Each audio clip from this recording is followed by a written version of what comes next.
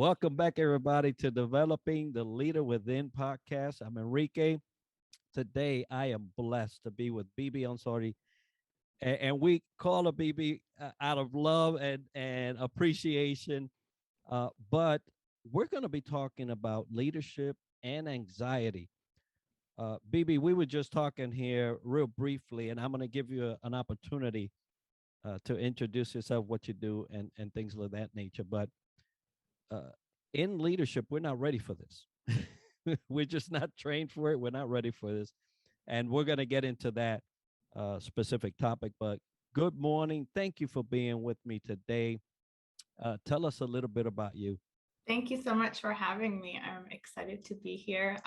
My name is Bibi, and I'm an anxiety coach, and I help professionals end anxiety permanently. And that is something that we want. So you're in Right? a We great. all we all want that because anxiety sucks. It really It's does. hard. Yeah. Yeah. And I was sharing with you, and most people know by now if they follow anything that I do. Back in April, lost my mom to COVID. It really messed me up. hmm Some areas where I was not ready for.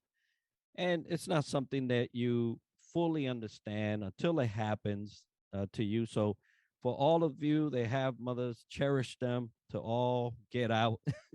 And but prepare because it's going to be a very challenging time and period. So, I felt some things that I've noticed you post on your posts here on LinkedIn and social media that I was going through when it all happened. I hmm physically could not think. I was just out of my element, something that was Totally. foreign, never happened before. And so I wanted to talk about that specific thing for leaders because it it basically made me separate and say, hey, I have to take care of myself because if I don't, I cannot produce what I'm hoping to produce for the people who are following me, listening to me under my guidance and leadership. So, hmm what what are the first signs that a person can say, man, this is really anxiety that I'm dealing with on a personal level before we get into the conversation with about leaders? I think anxiety, is a normal emotion. And when I say end anxiety, I never mean that I can end the regular anxiety fight or flight emotion. Now, what I'm referring to is anxiety disorder. And so the best way to really explain that is it's the feeling you get. It can be about anything. It can even be about someone passing, right? Because we all grieve differently. But it can be in a way that now you're standing in your own way in life, right? So this goes back to what you said, like there's grieving, but then if it goes more, it's like I can't function. I can't do my daily tasks, or I don't want to get out of bed, or um you see you're tapping into depression, so it falls a little bit further than grieving, right? So that kind of feels like you don't know how, but you're somehow standing in your own way of living your best life. And that's how I always can really best explain anxiety disorders. And so I think you did the most amazing thing to take time out, because a lot of people don't, um, and they grieve, but they're also going through all these emotions, and they're really feeling down, but they numb themselves out because they want to keep pushing forward. And then somewhere down the line, like they'll have a panic attack or something much more extreme. So it's really important to take that time to really grieve and to get yourself back together. Yeah, and this last year and a half, and now we're adding more months, right? This is Yeah, starting keep to look like going. Yeah, last 2 years by the totally. by the end of this year, and it doesn't look like there's any end in sight at this moment. But these are times that no one has prepared us for. And we talk to leaders all the time in the podcast and through all the social media posts that I make. I try to focus on leadership development in areas that, hey, you may have not thought. Anxiety is one of those. Mm-hmm. First of all, personally, Mm-hmm. how do you deal with that personally? It's a task in itself, because you have to get help. Now I have, thankfully, a spiritual resource that I run to whenever I have questions. And I am an avid reader now because of the pandemic. That's one thing that changed. uh, but avid reader now, and trying to help myself in those ways. But leaders are not trained to handle this type of thing. And I wouldn't suggest that any leader be diving into your line of work, right? Mm-hmm. You're certified, that's what you do. And people should be seeking that type of professional help. uh, but leaders have to be the conduit between the person exhibiting signs of anxiety and the professional that can get them across the way. So, what should leaders be looking at now that we're trying to get everybody together?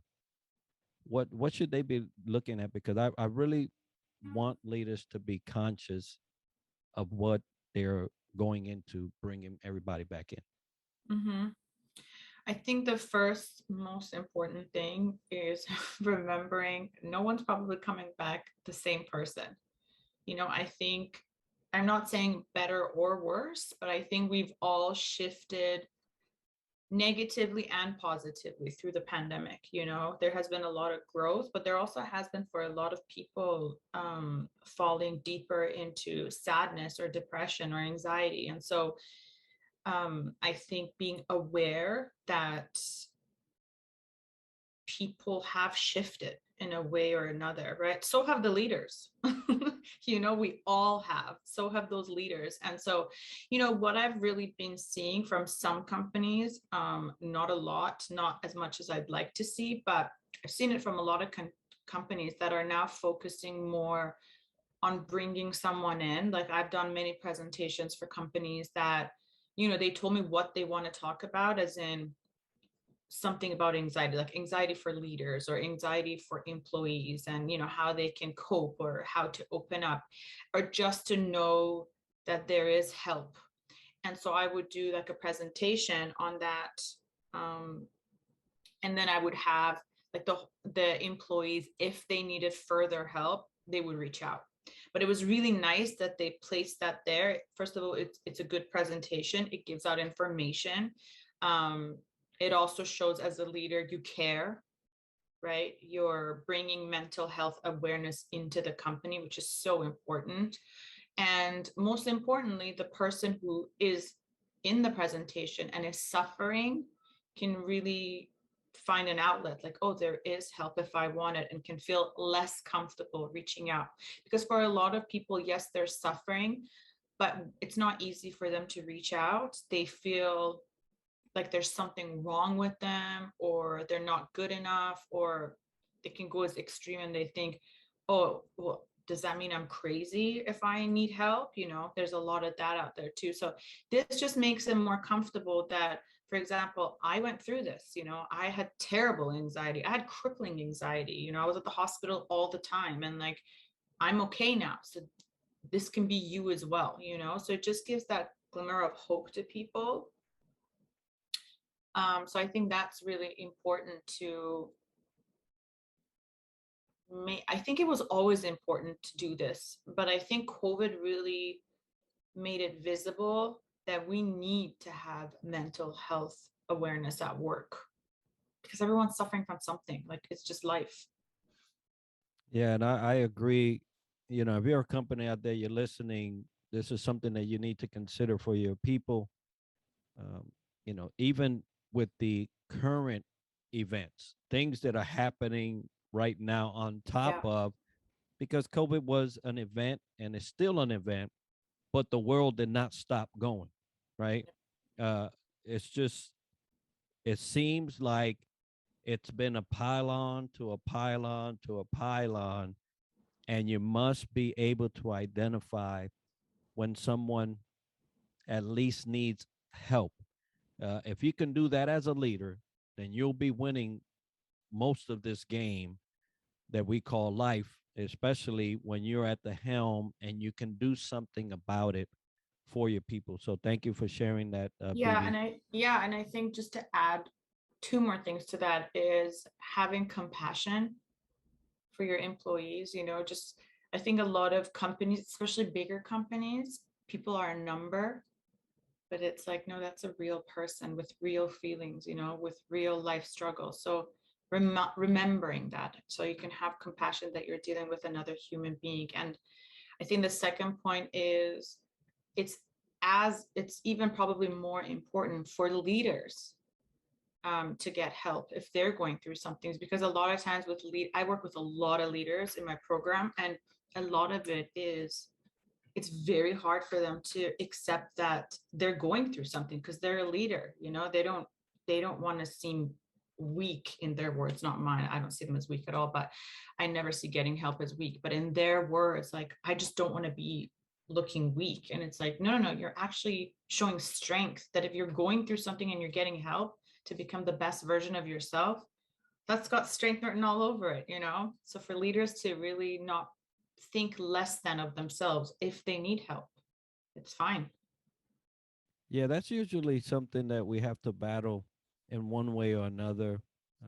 Some people will call it ego, right? There's this Hmm. thing that just pops up and tells you, hey, if you say that, oh boy, what's it Yeah. gonna, and so I agree with you that it is a show of strength because you have to first win that battle in your own head, right? You have to win that battle.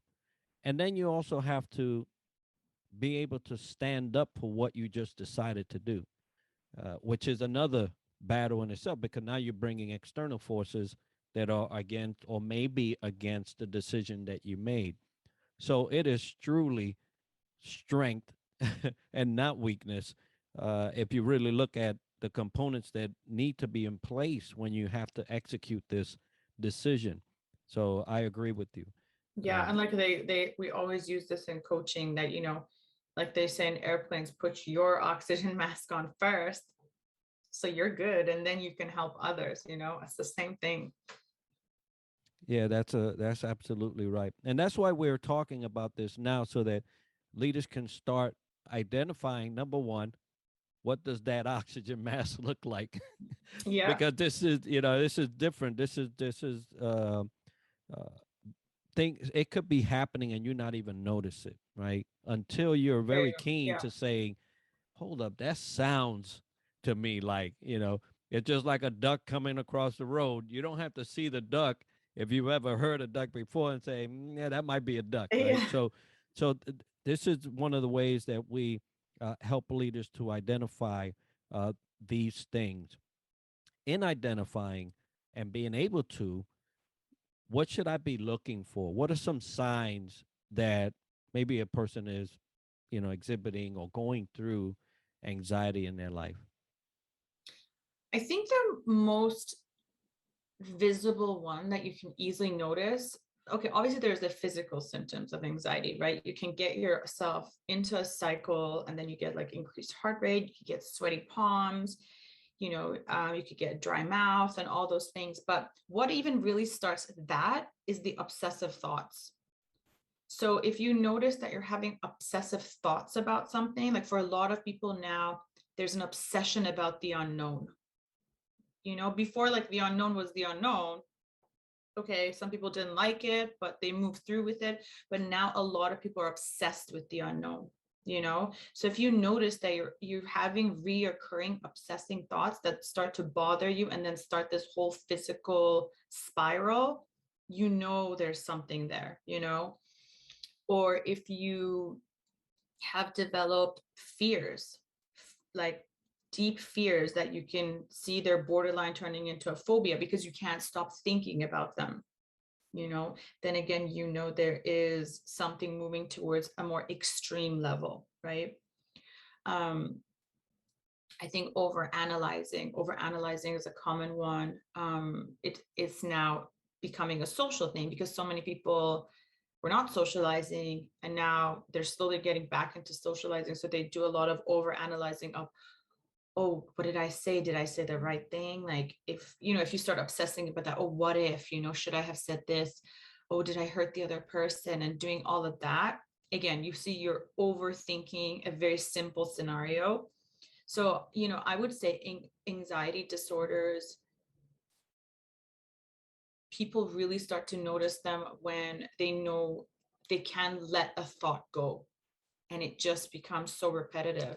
And then that thought and that fear now starts to make you stand in your own way. Like you want to go socialize, but you just can't, you're like, oh no, no, because you overanalyze it so much that there's no pleasure even being there in the moment, or you're so afraid of the unknown that you can't stop watching the news. You can't stop thinking about the future. So you kind of frozen, you don't even take any moves and things like that. And you just sit and think and think. So those are really good. I would say the overthinking, it's the easiest thing for people to know, because you can notice the difference of, I didn't think of the unknown this much before, but now I'm obsessing about it. So those are how anxiety disorder thoughts really start.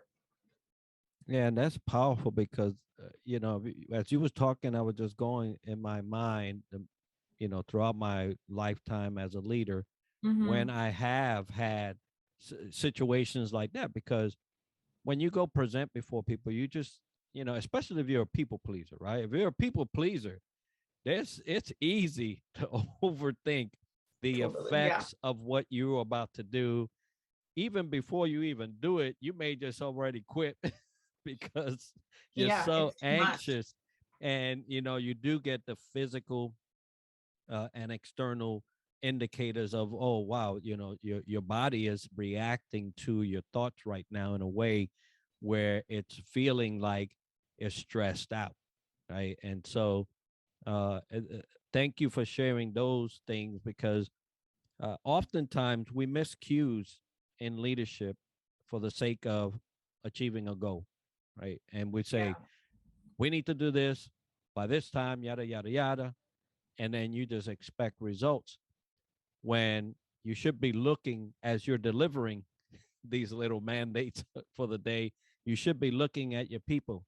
You should be seeing how they're exhibiting or not exhibiting things, so that you can address those things before you get into the action part. Because after you release the charge and you say, hey, everybody go at it, then you lose that opportunity. So in the Navy, we do something called muster, and it's just not the Navy; it's a military thing. And Mm-hmm. so we muster in the morning. Everybody's there. The word goes out, and that's an opportunity for leaders to look at these execution requirements being put out and how the people are responding to them in their Mm-hmm. faces, because you can see in their faces. So leaders, please take the time out to get to know your people and how they react to things. Great indicators that maybe they need your help in one way or another. So you mentioned companies establishing some programs now, and that's good to hear. Not as much as we would like to see, I'm sure.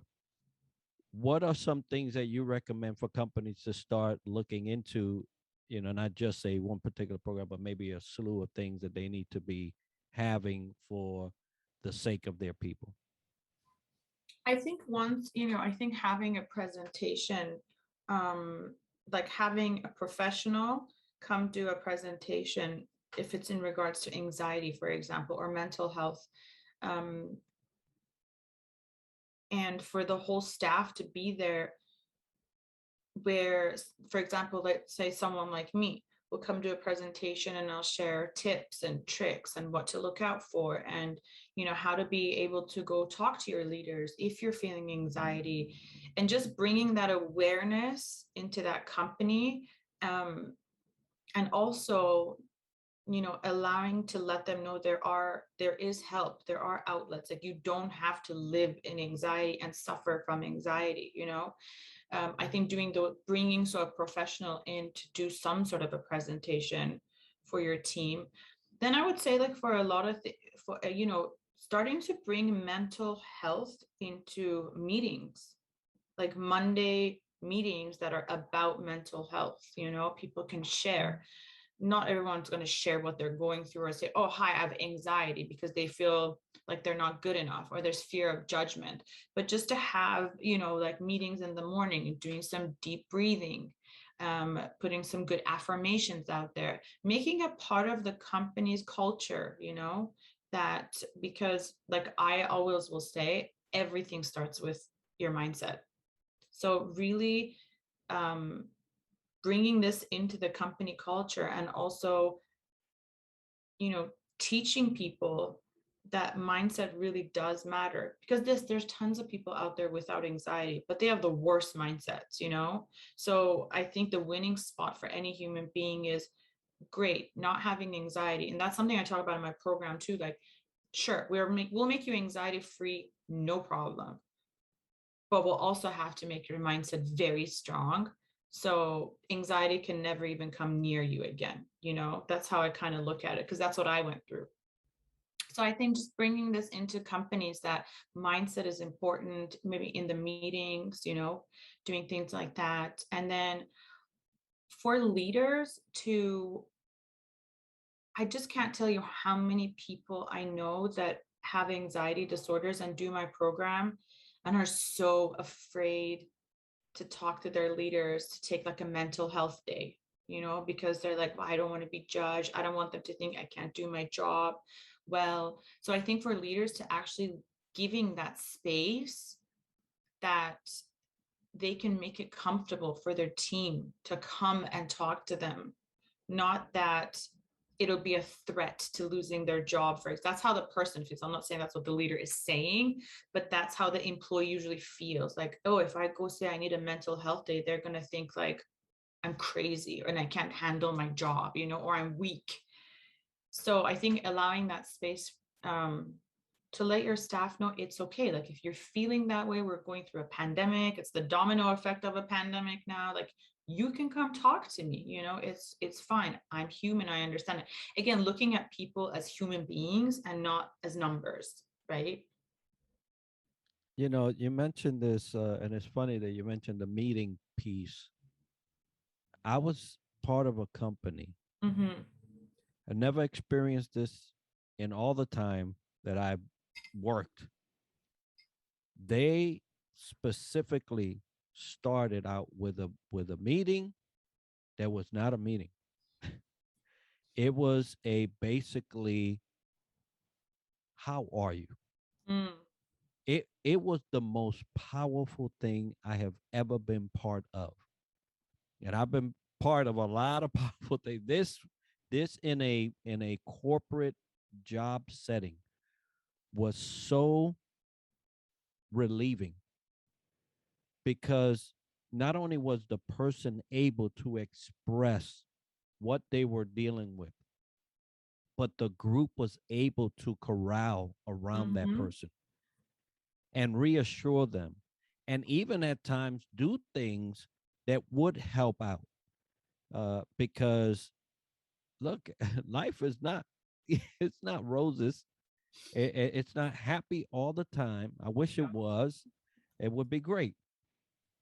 So seeing a company invest in a, a, a meeting like you just mentioned, and I actually can attest that it really works. Very powerful, yeah. It's so powerful. So for companies and leaders out there, if you don't have something like that, a mechanism where your people can freely, without judgment, feel like they can express the trueness of what they're going through, because we get the passerby, right? Hey, how you doing?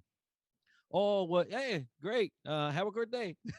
And you're Mm-hmm. like, I didn't even tell you. Why you even ask me for? So you get those pleasantries, but this meeting was so powerful that I encourage everybody to do it. It's so powerful, yeah. Like, one really good thing is like going around and just um asking people to name 3 emotions that they're feeling. And this is cool because they'll go around and they'll see everyone is feeling different emotions. Like, one will say tired, excited, nervous. One will say happy, anxious, like I don't know, excited, something like that. They'll go around and say all these things. And it's so beautiful for people to see, oh, we're all here, but we're all experiencing very different emotions, right? And so that just brings people together, knowing that, oh, okay, so I'm not alone that I feel this way. They feel good and bad too, or that person feels nervous too. And then you ask, now name one thing you're celebrating. So like people will say their emotions, there's negative and positive, but then you end it on a positive note. So what's one thing you're celebrating? That I finished the deadline, that my baby took its first step, like, so anything. And then you kind of finish it on that note. And it's so powerful. People will start to see their one, because it's, yes, we're all one, but like people forget that we're all going through something, even me as a coach, when I talk to my clients, I'm like, don't think I don't have bad days. Like I'll have a day where I'll cry too, just because like I'm an anxiety coach doesn't mean I'm on like cloud nine now and all of this stuff. Like I deal with life stuff too. And they're like, you do? And I'm like, what? I'm a person. Of course I do.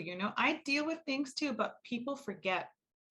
And people, it's especially when people are in anxiety mode, it's very hard for them to understand or even believe that other people are dealing with this too. Yeah, especially in leadership, right? As you get higher, you believe that everything is is roses, like I had mentioned before, and those are the people that'll tell you it's not. Yeah. There's a saying that is lonely at the top. They're feeling that, and so Yeah, that's I what. work with a ton. I work with tons of leaders, tons of directors, tons of presidents. They have anxiety and they don't feel okay, and not all of them are, feeling good. But it's powerful that they come get help, and then they do. They're already amazing leaders and directors, but then they become the best version of who they are because they take the anxiety disorder out, clean it up, and then so you can step really into your full power, which is beautiful to see. So we mentioned the necessity for something like this in companies and in the leadership toolbox. What do you do for companies where they can say, hey, you know what? I heard about BB. I listened to this episode. Let me see, what she's all about. And then also, how can they get to you for those services? Mm-hmm.